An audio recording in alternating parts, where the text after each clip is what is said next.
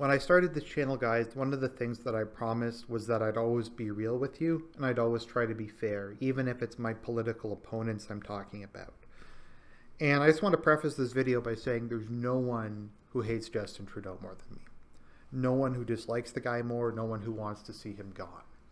At the same time, though, as a commentator, I feel I should try to be fair on this one.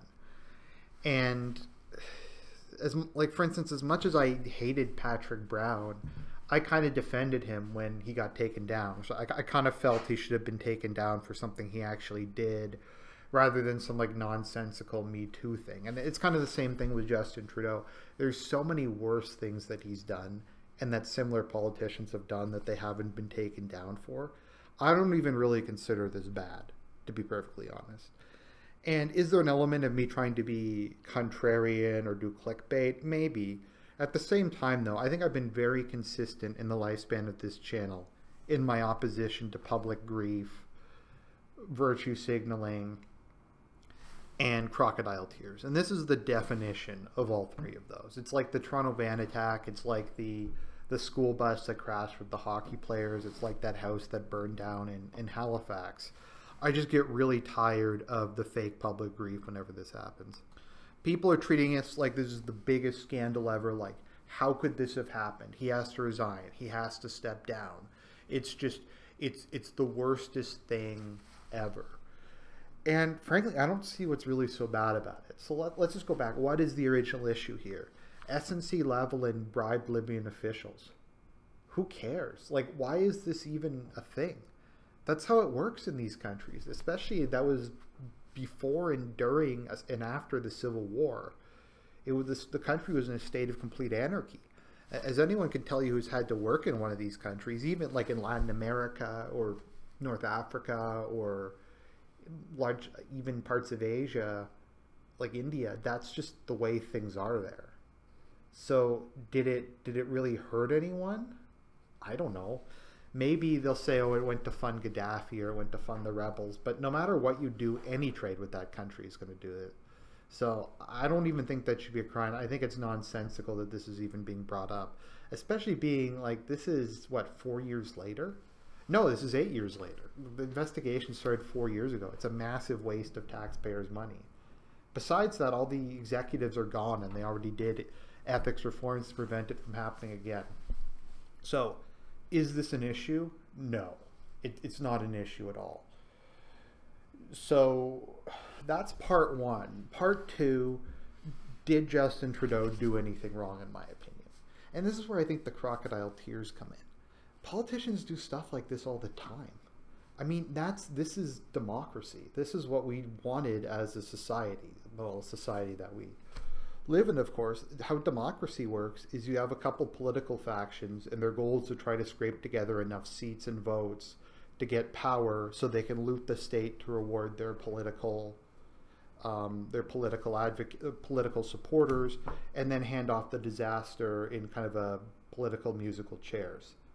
That's how democracy works. That's how we wanted it. We wanted factionalism. We wanted to have all these like parties with completely different ideologies who will just whiplash the country one way or another and then leave power and leave the mess for someone else to. We decided we didn't want long-term government like monarchies or single-party states or anything. This is what we wanted. This is the future you chose.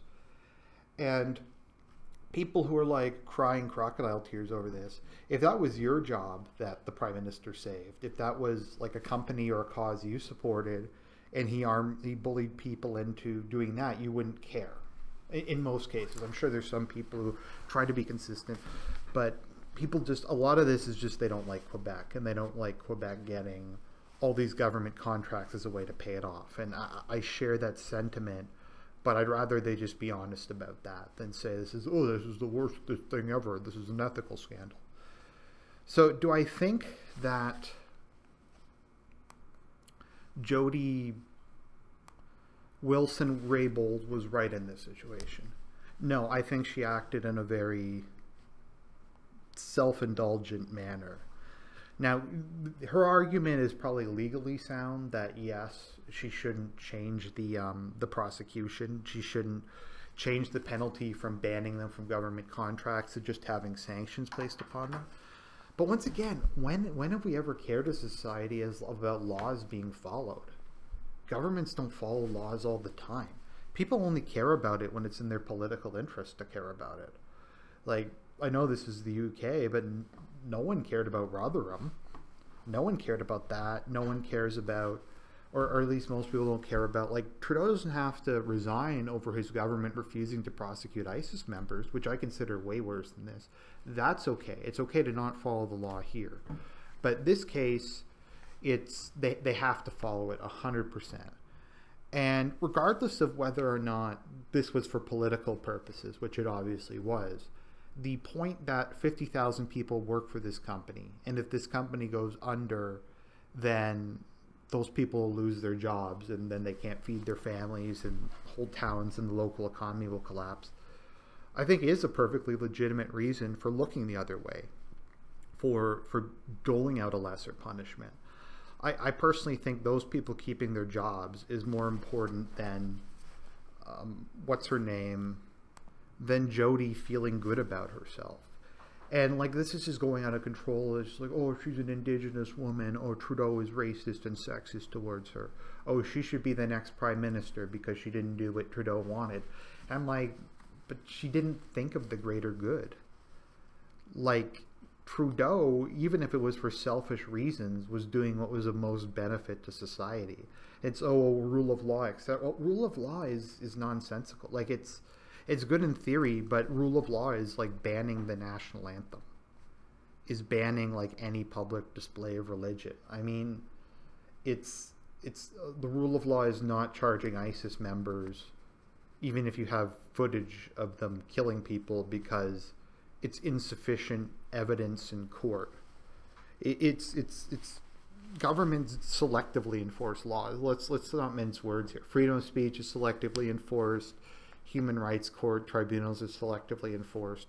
Most things the state does is selectively enforced. So why is this so different? It's different because it's an Indigenous woman, and people want to feel good about themselves. They want to say, I supported Jody. I supported her over that mean white male Justin Trudeau, who demoted her just for that reason. And it's nonsense. I don't believe most of the people actually feel offended over this. I know I'm psychologizing, but I don't. I think if they do, it's because they're NPCs, frankly, in a lot of cases. It's the media's told them they're upset about it, so that they're upset about it. If you try, and I have done this experiment, to bring up other things Justin Trudeau's done, or other things that politicians haven't gotten in trouble over that are much worse than this, they'll just repeat, it threatens our democracy, it's sexist and racist. They can't argue. It's just, and you can look virtuous, you can look like you're supporting the poor minority by backing her in this, and by attacking Justin Trudeau and saying he should resign. And it's nonsense. And like I said, no one hates Justin Trudeau more than me. No one wants to see him go more than me.